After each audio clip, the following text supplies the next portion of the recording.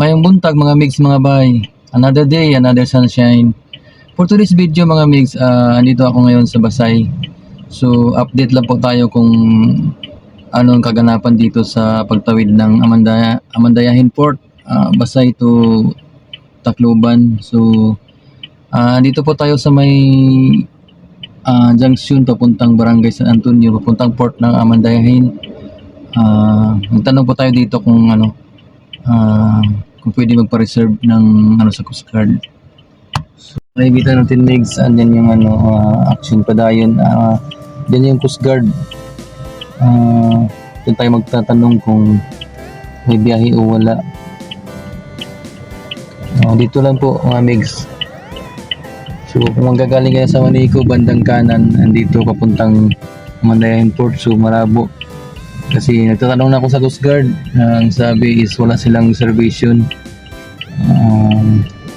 Inuuna po nila yung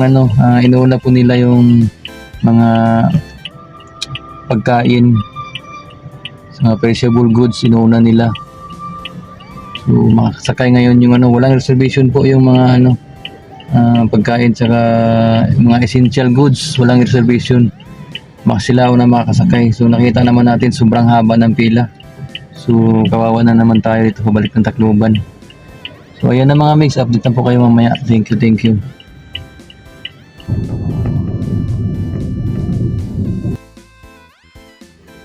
Update po tayo mga mix sa San Juanico Bridge kung kung madadaanan na ba ng truck. So ngayon nandito tayo sa San Juanico Bridge mga mix mga bay. Ito po yung update ng San Juanico mga mix. One lane lang po ang San Juanico. So maghahantay po yung kabilang linya pag naggago yung kabilang linya. So medyo masikip, nasa gitna lang po ang pinapadaanan nila. So nilagyan po nila ito ng barrier sa ngayon. So mga mix, ganito nangyayari.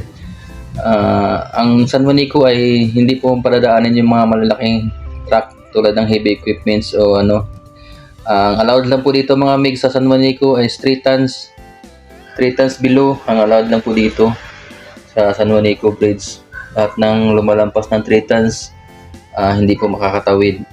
So walang problema po sa mga sasakyan na light cars kasi makakatawid po dito sa San Juanico.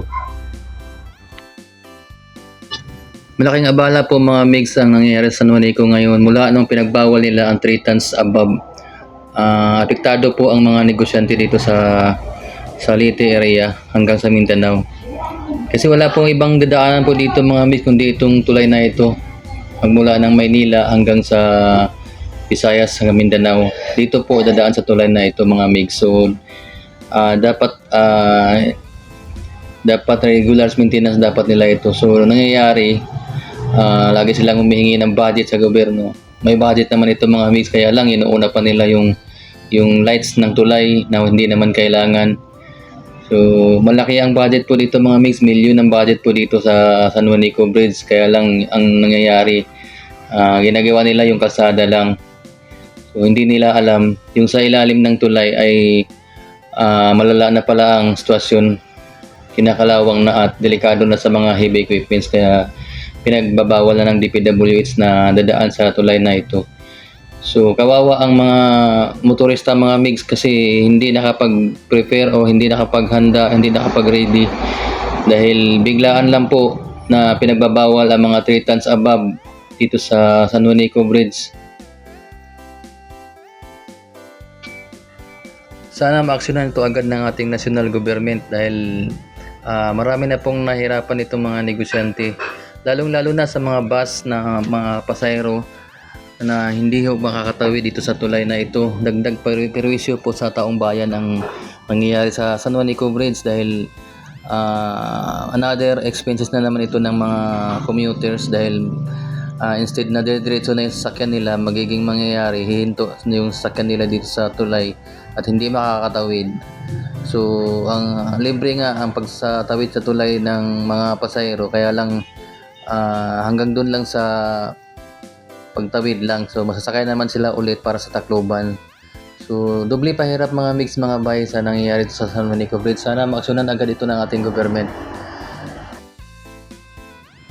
Sa ngayon medyo nakaginhawa ng konti ang mga motorista gawa ng may barko na po na nag-ooperate sa Amandayan Ports ng Basay, patawid ng Tacloban. So vice versa, Tacloban to Amandayan Ports. So mayroon na pong barko mga mix mga bay dun sa mga heavy loaded na truck na above 3 tons na ang bigat. So kung makikita natin mga mix mga bay, napakahaba na ang pila ng San Juanico Bridge dahil sa mga light cars, dahil one lane lang po ang pinapagana sa San Juanico Bridge. So ang kabila lang muna ang pinapadaan bago yung kabila. So ito mga mix mga bay, nakikita natin mayroon na mga ilan-ilan na mga truck na nakapila dito. Yung mga ibang truck po dito mga mix mga bay, ito po yung mga truck na na-stranded noon na wala pang barko na bumabiyahe. So hindi na nila kinukuha. Ang ginagawa nila para makatuloy-tuloy yung operate nila, inahakutan lang po nila ng produkto mula na sa Tacloban gamit na yung mga light cars na sasakyan. So hindi na po ito pinatawid sa Tacloban, dito na po nakastay ang mga truck na iba para maka-operate lang sila. Dahil kung tatawid pa sila ng Tacloban, so malaking abala po ang mangyayari kasi bago ka makatawid sa Tacloban, kailangan po mupila ng sobrang haba. Abutin po ng 1 week bago ka makakasakay sa barko. So ang ginagawa nilang paraan para makatuloy-tuloy yung operate nila, iniwan lang po yung truck sa may San Juanico Bridge, din hinahakot-hakutan lang po nila ng kanilang produkto para pang summer. So ganito po mga mix mga bayang nangyayari dito na nakita natin. Sobrang haba na po ng pila. Sa bungad pa lang po ng San Juanico Bridge, umpisa na ang pila ng truck hanggang sa Basay. Makikita natin na lalaki ng mga truck na sa gilid. Halos kinain na po nila ng yung kabilang kalsada. Halos one lane lang po ang madadaanan dahil sobrang laki ng mga truck at buses na nandito. So one lane lang po ang madadaanan dito sa side. So napakahaba na po ang pila nito mga mix mga bay. Hindi po kaya ng 2 o 3 barko ito. Dapat magdagdag pa po sila ng barko para po hindi po ma-stranded ang mga driver na nandito. So isang linggo na po ang mga driver dito mga mix bago makatawid. Sa dami ng barko, 3 na nga yung barko na sa biyahe, ganito pa rin karami ang mga motorista na naka-stranded dito mga mig. So kailangan talaga magdagdag pa sila ng barko o kaya maglibre ng sakay.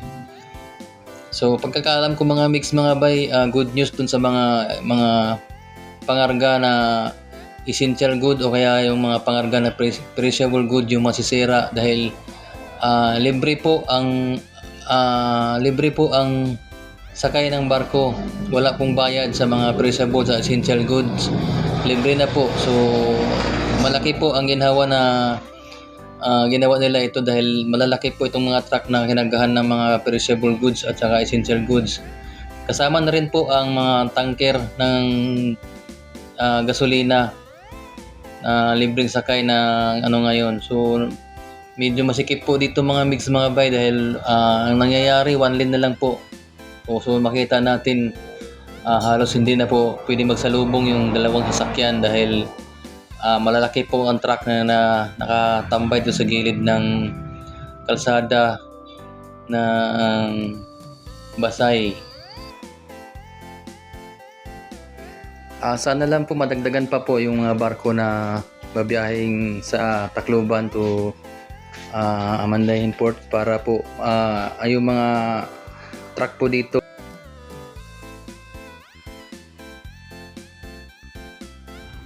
So ngayon mga migs mga bay, yun lang po muna ang update sa ngayon.